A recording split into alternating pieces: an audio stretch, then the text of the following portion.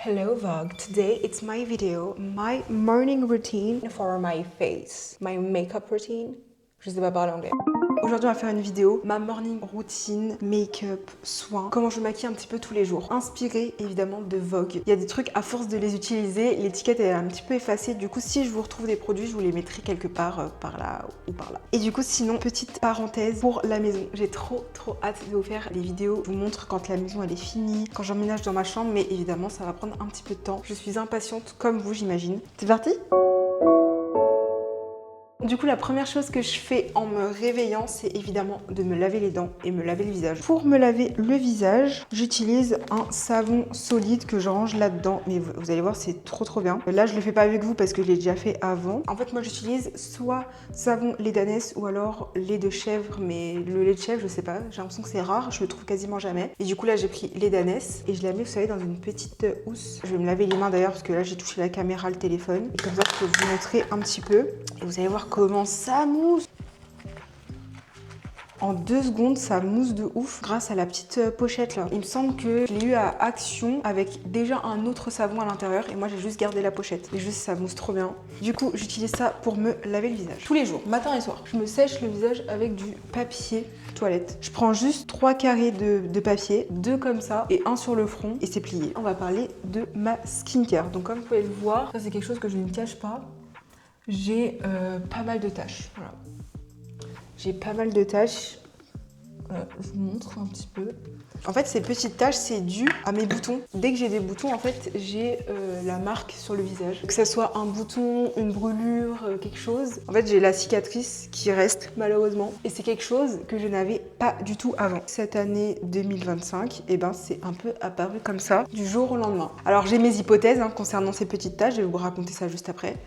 Mais du coup, j'utilise de chez La Neige. C'est la vendeuse Sephora qui me l'a conseillé. Elle m'a dit de mettre ça juste après m'être lavé le visage pour un peu enlever le calcaire de l'eau, la pollution, vous voyez, un peu des trucs comme ça. Mais franchement, je vais pas le racheter. Là, c'est la première fois que je l'utilise. Je le finis, je le rachète pas. Ensuite, j'applique ce petit gel B5 Cicaplast. Ça va permettre que la peau, elle se régénère, qu'elle cicatrise plus vite. Mais vu que ça régénère la peau, il faut que je fasse attention pour le soleil. Forcément, vu que ça enlève un peu la première couche de peau, le soleil, il fera plus de traces en fait. J'en mets légèrement avec de la crème solaire juste après. Ensuite, l'incontournable crème hydratante Nivea. Ma mère, elle a toujours utilisé cette crème. Quand j'étais petite, je lui piquais. Et depuis, c'est resté. J'utilise que celle-là. Et je finis avec la crème solaire. Très important. Dites-vous que j'en mets tous les jours. Qu'il pleuve, qu'il neige, qu'il vente, peu importe. J'en mets tous les jours. Et là, pour le coup, je suis en train de tester une spéciale anti-tache. Tellement satisfaisant de faire sa skincare. Et pour finir, ma skincare, je mets un peu de baume à lèvres. J'ai juste de quoi hydrater, de quoi traiter mon problème de peau et de quoi protéger. Pour les taches, moi je pense que j'en ai eu parce que, comme je vous ai dit, avant j'étais boulangère et je pense que 1 mois après avoir commencé la boulangerie, j'ai commencé à avoir des taches. Du coup, je pense que c'est juste le fait d'avoir eu de la farine tout le temps collée sur le visage malgré une skincare qui m'a fait réactionner par rapport à mes boutons. Parce que franchement, je trouve que j'ai des boutons, mais pour mon âge, je pense que j'ai des boutons de manière normale. Pas trop, pas assez. Je vous en avais parlé dans une ancienne vidéo, je vous la mettrai juste ici. Là, vous voyez, j'ai une cicatrice d'une brûlure que je m'étais fait au travail. Mais en fait, je m'étais pris une goutte d'un produit qui ronge sur le nez. Et depuis, regardez, plusieurs mois après, j'ai encore la trace. En fait, dites-vous que si vous voyez un bouton dans mes vidéos, vous reverrez la tache. Justement, dans la dernière vidéo, j'avais un bouton juste ici. Et là, regardez, j'ai la trace. L'emplacement de mes taches, ça fait un peu du contouring. Des effets positifs, non? Du moins, j'essaye.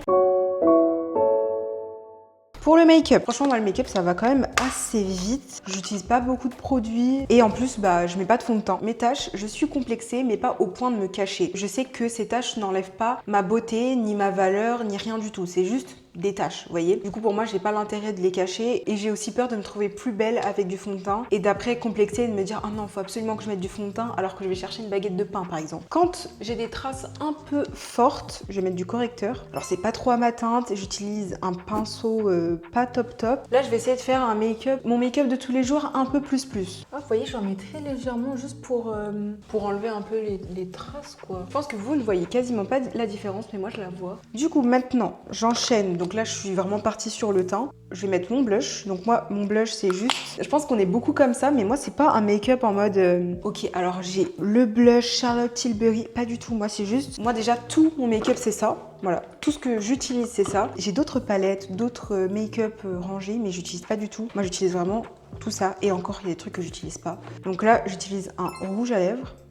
Rouge, très très rouge. J'ai ma petite éponge que je vais mouiller. Ça, c'est un truc que je faisais pas avant et que maintenant je fais, mais je trouve qu'il n'y a pas vraiment de différence. Enfin, je sais pas. Je mets mon blush. Moi, je le mets juste ici pour lifter le visage. Mais vous voyez, avec l'éponge, j'aime bien, mais j'aime pas. Là, vous voyez, je mets et je sais qu'après, je vais estomper avec mon doigt. J'en mets un tout petit peu au-dessus du nez, mais vraiment très légèrement. J'en mets un peu plus en dessous du nez. J'en mets sur le menton et j'estompe le blush. Et je n'hésite pas à le remonter dans ma paupière. En dessous, pareil, j'estompe avec mes doigts. Pareil, j'estompe ici. Et ce que je fais avec le côté pointu, je vais dessiner mon arc. Vous voyez, je fais juste un petit V. J'overline un petit peu en fait. Et je vais venir estomper. Du coup, ça fait une petite ombre un peu rouge et ça grossit un peu les lèvres. Voilà, ma petite astuce. Maintenant, on va s'attaquer aux sourcils. Alors, il faut savoir que pour les sourcils, j'ai hérité des sourcils de ma mère. J'ai des sourcils qui n'ont pas la même tête, qui n'ont pas le même point de départ. Du coup, j'utilise un petit goupillon, mon fard noir, un petit pinceau tout fin. Et là, j'ai de quoi fixer mes sourcils à la fin. Ici, les poils partent comme ça. Et après, ils font comme ça tout doucement. Alors que là, ils partent direct comme ça. Du coup, vous voyez, ça fait déjà une différence de hauteur là et là. Ici, le sourcil a l'air plus fin qu'ici, vous voyez. Je commence par tout coiffer vers le haut pour dessiner ma ligne juste en dessous. Ensuite, j'estompe avec la brosse. Là, je les coiffe comment ils vont finir. Tac. Donc là, ils vont finir comme ça, ils bougeront plus. Et là, je remplis,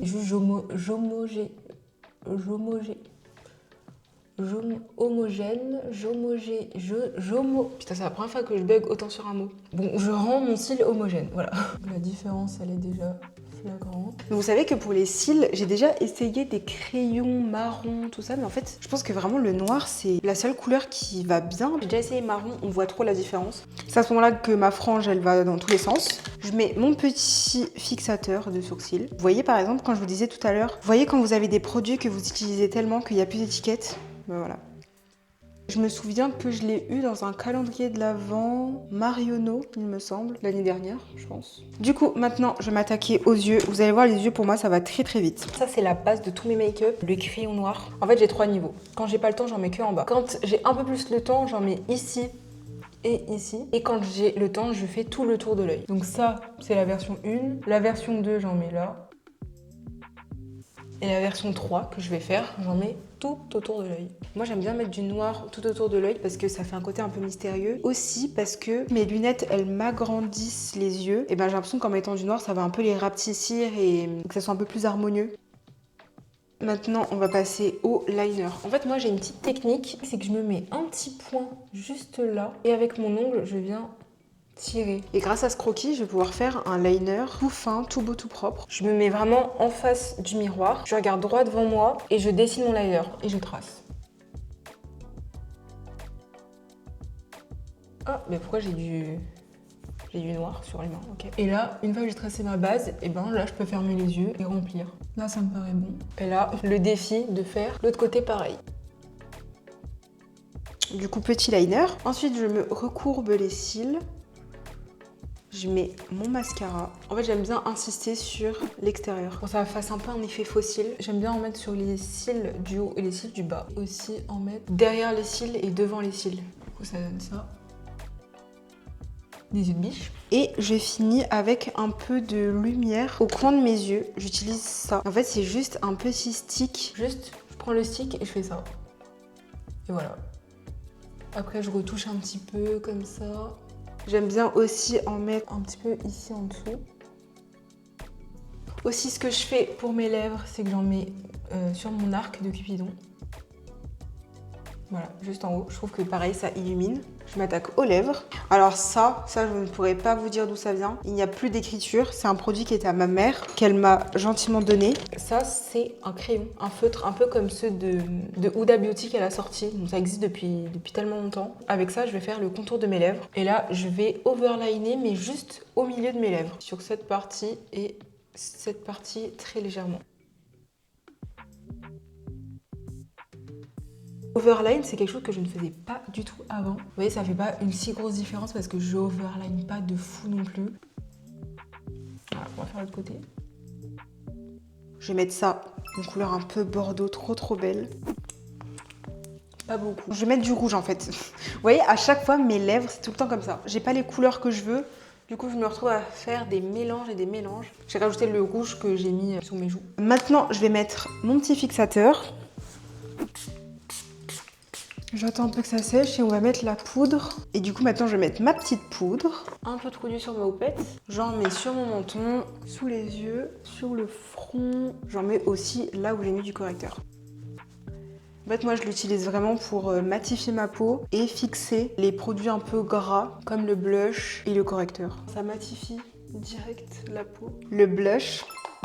Deuxième round. Alors là, c'est un blush en poudre que j'applique avec mes doigts. Et il y a des paillettes. Du coup, c'est pour ça que je le mets en dernier. Je veux pas qu'il y ait des paillettes partout sur mon visage. Et vous voyez, pour le coup, j'en mets vraiment juste là. Et là, on est pas mal. Attendez, je vais vous faire un swatch. Waouh! Bon, j'ai la moitié qui est restée sur mon doigt, mais il est trop bien. Et du coup, bah, make-up fini. Bon, là, c'est le moment où, voilà, où ta main ressemble à rien. Là, c'est le moment chiant où tu dois enlever tout le maquillage sur ta main. En fait, c'est tellement pratique d'abord mettre le maquillage sur sa main et ensuite de le déposer sur le visage. Combien de fois ça m'est arrivé de sortir de chez moi avec ma main toute maquillée. Pour mes cheveux, c'est vraiment un truc de finition. J'aime bien utiliser cette petite huile. C'est une huile visage, corps et cheveux. Moi, j'utilise pour les cheveux. C'est ma cousine qui me l'a donnée. Regardez-moi ça. C'est pas incroyable? Faut absolument que je fasse la vidéo comment je prends soin de mes cheveux. Voilà ma mise en beauté. Cette vidéo est déjà terminée. J'espère qu'elle vous aura plu. Moi, j'ai trop kiffé la faire comme d'habitude. Et du coup, vous dites-moi en commentaire c'est quoi votre routine. Donnez-moi des petits tips. Si vous voyez qu'il y a des trucs où j'ai un petit peu galéré, dites-moi ouais, tu devrais faire ça, ce serait peut-être un peu plus simple ou teste ça. Dites-moi vos produits préférés, tout ça. Ça peut être un truc. Vous me donnez vos produits en commentaire et je les teste dans une vidéo. Du coup, j'espère que cette vidéo vous aura plu. N'hésitez pas à aller me suivre sur mon Instagram et nous, on se retrouve tous les mercredis à 19h. Bisous bisous.